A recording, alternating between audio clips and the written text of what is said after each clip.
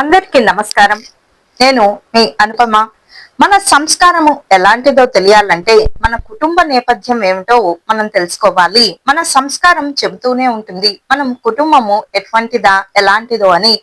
అలాగే మనం మాట్లాడే మాటలు చెబుతూ ఉంటాయి మన సంస్కారము, మన కుటుంబము, మన స్వభావం ఎటువంటిదో అని. కొంతమంది చీటికి మాటకి అసలు అక్కడ కారణమే ఉండదు, వారిని ఏదో విధంగా అందులోకి మరి తప్పుల్లోకి లాక్కొచ్చి తప్పుగా చూపించి ఆ దాంట్లోకి లాక్కొచ్చి వారి మనస్సును చెడగొడుతూ ఉంటారు. అటువంటి వారు అవివేకులు. ఎవరైతే పక్క వాళ్ళ తప్పుల్ని ఎక్కువగా చూపించాలని ప్రయత్నించారనుకోండి, ఒక రోజు పెద్ద తప్పుల్లో చిక్కుకుంటూ ఉంటారు. మన ప్రవర్తన, మన నేపథ్యము అంతా కూడా తెలియాలి అంటే మన సంస్కారం చెబుతూ ఉంటుంది మన కుటుంబం ఎటువంటిదో అని. అలాగే మనం మాట్లాడే మాటలు చెబుతూ ఉంటాయి మన స్వభావం ఏమిటా అని. మన స్వభావము మృదువైన స్వభావం అయితే ఎవరిని బాధ పెట్టాం కదా, కఠినమైన స్వభావం అయితే మంచిగా మాట్లాడినా పెడార్థాలు తీస్తూ ఉంటారు. కాబట్టి వీటన్నిటికీ వ్యత్యాసం ఏమిటి? కుటుంబ నేపథ్యం బాగుండాలి, స్వభావం బాగుండాలి, మాట్లాడే విధానం బాగుండాలి. అలాగే మనం చేసే వాదన చెబుతుంది జ్ఞానము ఏముందో అని చెప్పి. కొంతమంది మూర్ఖులు ఒక్క చిన్న పదం తీసుకొని అదే పనిగా లాగుతూ ఉంటారు. ఇట్టే అర్థమవుతుంది ఎంత మూర్ఖులా వీళ్ళు అని చెప్పి. మూర్ఖులు కాని వాళ్ళు, జ్ఞానులైన వాళ్ళు ఎప్పుడు కూడా వాదించరు, అదొక్కటే గుర్తు. అలాగే మనం చూసే చూపు చెబుతుంది ఉద్దేశం ఏమిటో. వ్యక్తిత్వము, అలాగే అక్కడ ఉండేటటువంటి పరిస్థితి అంతా కూడా అదే. కాకపోతే మనం చూసేటటువంటి దృష్టికోణము, మనం చూసేటటువంటి ఉద్దేశం ఏమిటో అది ముఖ్యము. అప్పుడే మనం చూసే చూపు చెబుతుంది మన ఉద్దేశం ఏమిటో. కాబట్టి ఎప్పుడు కూడా ఉద్దేశం మంచిదై ఉండాలి.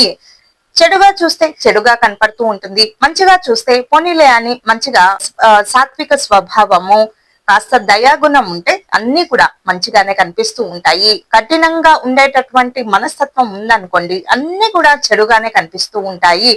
ఇక వారికి ప్రశాంతత ఉండదు, పక్క వారికి కూడా ప్రశాంతత ఉంచేటటువంటి అవకాశం ఉండదు. అటువంటి స్వభావం ఉంటే గనుక ఉద్దేశం మంచిదై ఉంటేనే అక్కడ మనం చూసేటటువంటి చూపు ఎలాంటిదో చెబుతూ ఉంటుంది. అలాగే మన విజయం చెబుతూ ఉంటుంది నేర్పిన విద్య ఎలాంటిదో అని. మన విద్య చాలా గొప్పది.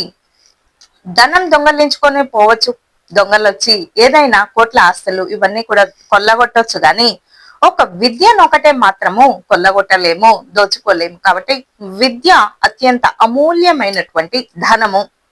ఇక అంతకన్నా గొప్పదనం ఏమీ ఉండదు ఈ సృష్టిలో. కాబట్టి ప్రతి ఒక్కరూ కూడా పిల్లల్ని, తల్లిదండ్రులు చదివించడానికి ఎంతో ప్రయాసపడుతూ ఉంటారు, ఎంతో కష్టపడి. కారణం ఏమిటి? ఆ సభ్యత, వినయము, ఆ వయసు దాటిన తర్వాత మరలా ఆ చిన్నప్పుడు చదివేటటువంటి జ్ఞానము, ఓపిక పెద్ద అయిన తర్వాత ఉండకపోవచ్చు, ఉండొచ్చు. కాబట్టి అందుకే విద్యకు అంత పెద్దపీట వేశారు. కాబట్టి కుటుంబ నేపథ్యం ఏమిటో, స్వభావం ఎలాంటిదో, అలాగే జ్ఞానం ఏముందో, ఉద్దేశం ఏమిటో, మనం చూసే దృష్టికోణం ఏమిటో ఇవన్నీ తెలియాలంటే సరైన వ్యక్తిత్వము, కుటుంబ నేపథ్యము అన్ని కూడా సరిగ్గా ఉండాలి. కుటుంబ నేపథ్యం ఒకవేళ సరిగ్గా లేకపోయినా కూడా, ఒకవేళ సంస్కారం ఉంటే గనక అన్ని కూడా మంచిగానే ఉంటూ ఉంటాయి. అలాగే నేర్పిన విద్య ఎలాంటిదో మన వినయం చెబుతూ ఉంటుంది. కొంతమంది చిన్న విజయానికే ఎక్కువగా పొంగిపోతూ ఉంటారు.